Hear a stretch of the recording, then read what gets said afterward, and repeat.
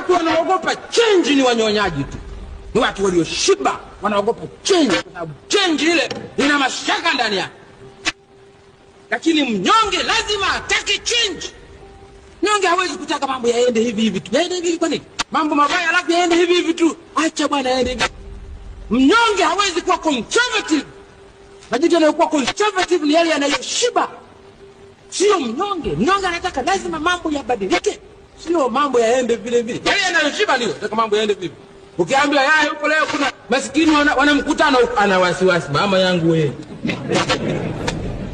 Sijui wana mkutano wa nini huko. Hayo ni yale yanayoshiba. Hataki tu. Change itawakurubia mama. Masikini yuko tayari kubahatisha, yuko tayari hata kudanganywa.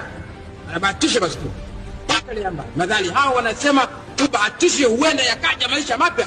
Maskini yuko tayari kubahatisha. Kwani ya mali anayakupoteza sana, akipoteza anaweza akapoteza umaskini wake, lakini hana kingine cha kupoteza.